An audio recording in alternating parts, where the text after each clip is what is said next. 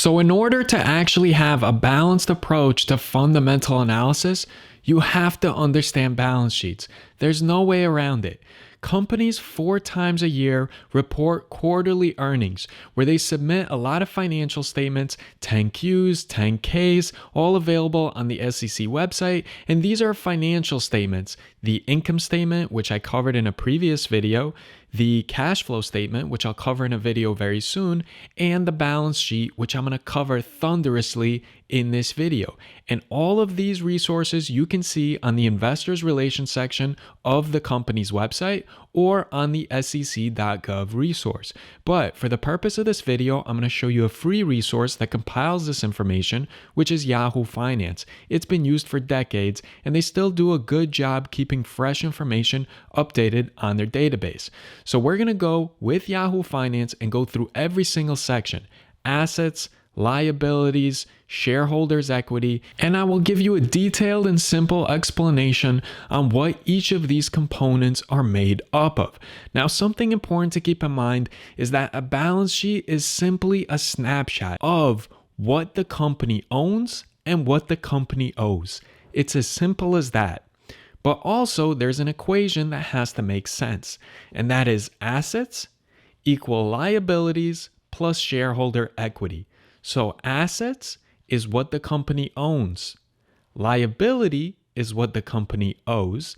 And then there's shareholder equity. So think of it this way. Assets, which is everything that the company owns. You subtract the liabilities, which is everything it owes. And the rest is shareholder equity, which is the residual claim that shareholders or company owners, investors like me and you, if we're invested in a company, this is our claim on the remainder of the assets after all the debts have been paid off, after all the liabilities have been taken care of. And so now let's dive into the meat and potatoes of the video, where I will show you an actual balance sheet of Ford. We're going to dissect it so that we can understand it. So when you see these balance sheets, when you're reading 10Qs, 10Ks, you'll understand them. When you're listening to earnings report, you will have a well-rounded, balanced knowledge base so that you could fully digest anything that has to do with a balance sheet. So if we navigate to Yahoo Finance and we search for any company, so let's search for Ford. If we click on the ticker symbol F for Ford, then we have to click on financials. And over here, we have the income statement, balance sheet, cash flow. For the purpose of this video, we're going to click on balance sheet and we're going to look at the quarterly balance sheet. Now remember, a balance sheet is just a snapshot. It doesn't cover the entire quarter. It's just a snapshot in time. And so this is what the balance sheet looked like December 31st, 2021. And the first line, you're typically going to see total assets. Now, simply put, an asset is something a company owns. For Ford, that may mean any cars sitting in their lots, manufacturing plants, the logo, brand, intellectual property like patents, all that good stuff. Now, if you do the drop-down menu on any of these items, if you see these half triangle, you can do a drop-down menu and you will see that there's current assets and a whole list underneath and total non-current assets. So what is the difference between current assets and non-current assets? Well, a current asset is something that a company expects to convert into cash within a year. Think of them as short-term economic resources. Obviously, cash and cash equivalents is one of them. Receivables, so accounts receivable, this is something like if they sold a bunch of cars but they haven't received the money but they're expecting it soon, this would go here. This is under current assets. Now, if we take a look at total non-current assets, you will see that that is the assets that are not expected to be converted into cash within 1 year's time. And you could see all the various non-current assets here.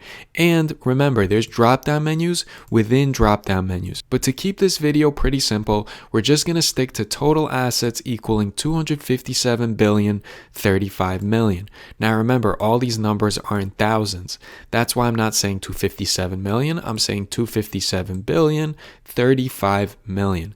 And you can see the breakdown between the current assets and the non-current assets. And you can see here that non-current assets eclipse current assets by about $40 billion. Now, the next item after you see the total assets is total liabilities, which in Ford's case is $208.413 billion. Now, what is a liability? A liability is something that a company owes. Current liabilities is debt or obligation that a company has to pay within 1 year. So that within 1 year part, that's the current part, similar to what we were covering with current assets.